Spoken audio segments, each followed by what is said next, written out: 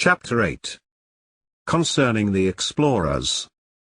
Vulture and I, in company with the increasing band of our fellow explorers, visited many worlds of many strange kinds. In some we spent only a few weeks of the local time, in others we remained for centuries, or skimmed from point to point of history as our interest dictated. Like a swarm of locusts we would descend upon a new-found world, each of us singling out a suitable host.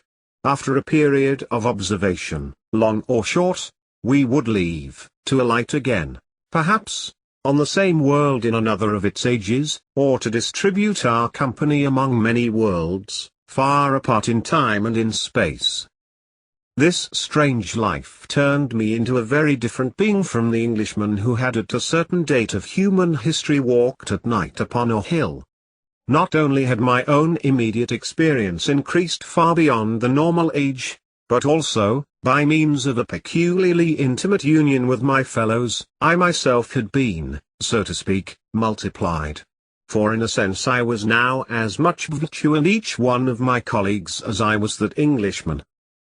This change that had come over us deserves to be carefully described, not merely for its intrinsic interest, but also because it afforded us a key for understanding many cosmical beings whose nature would otherwise have been obscure to us. In our new condition our community was so perfected that the experiences of each were available to all.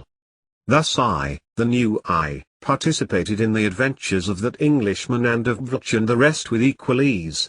And I possessed all their memories of former, separate existence in their respective native worlds. Some philosophically minded reader may ask, do you mean that the many experiencing individuals became a single individual, having a single stream of experience? Or do you mean that there remained many experiencing individuals, having numerically distinct but exactly similar experiences?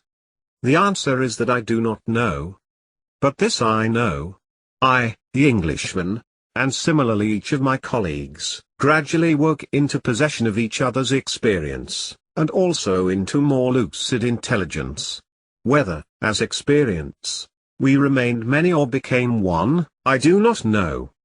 But I suspect that the question is one of those which can never be truly answered because in the last analysis it is meaningless.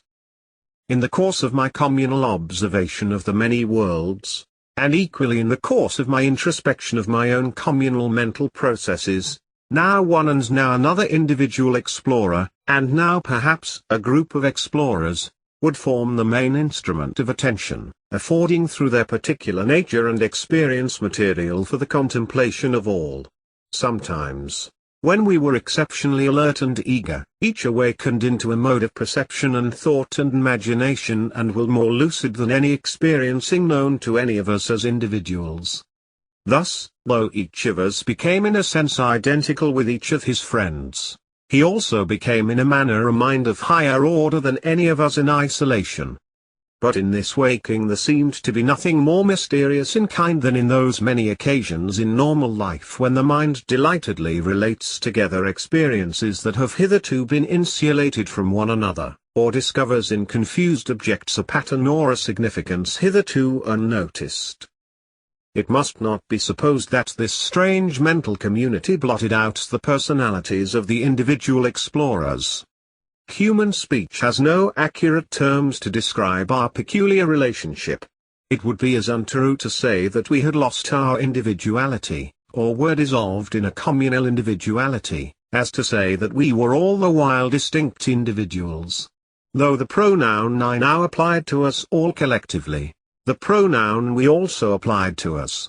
In one respect, namely unity of consciousness, we were indeed a single experiencing individual. Yet at the same time we were in a very important and delightful manner distinct from one another. Though there was only the single, communal I, there was also, so to speak, a manifold and variegated us, unobserved company of very diverse personalities, each of whom expressed creatively his own unique contribution to the whole enterprise of cosmical exploration, while all were bound together in a tissue of subtle personal relationships. I am well aware that this account of the matter must seem to my readers self-contradictory, as indeed it does to me. but I can find no other way of expressing the vividly remembered fact that I was at once a particular member of a community and the possessor of the pooled experience of that community. To put the matter somewhat differently, though in respect of our identity of awareness we were a single individual, in respect of our diverse and creative idiosyncrasies we were distinct persons observable by the common eye. Each one, as the common eye, experienced the whole company of individuals, including his individual self, as a group of actual persons, differing in temperament and private experience.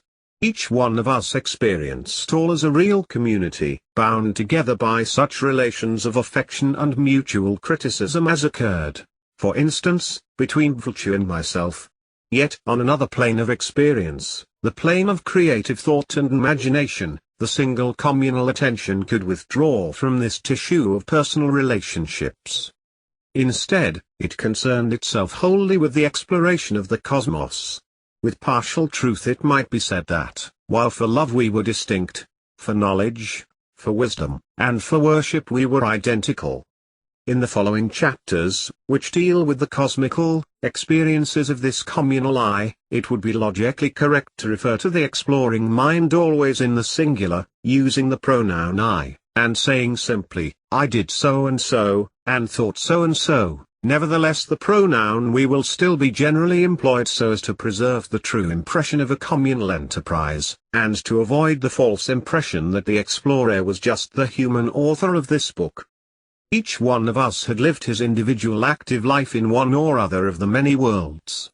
And for each one, individually, his own little blundering career in his remote native world retained a peculiar concreteness and glamour, like the vividness which mature men find in childhood memories.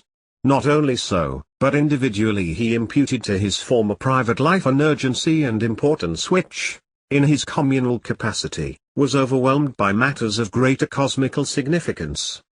Now this concreteness and glamour, this urgency and importance of each little private life, was of great moment to the communal I in which each of us participated.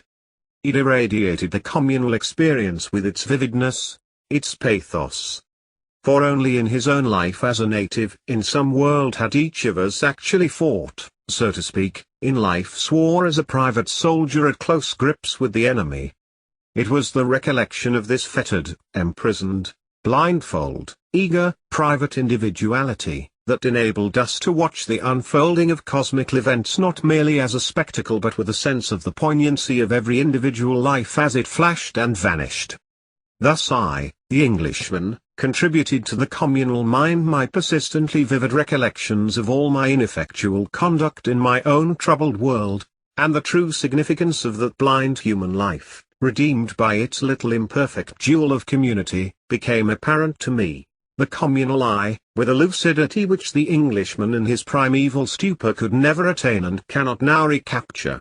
All that I can now remember is that, as the communal I looked on my terrestrial career at once more critically and with less guilt than I do in the individual state, and on my partner in that career at once with clearer, colder understanding of our mutual impact and with more generous affection.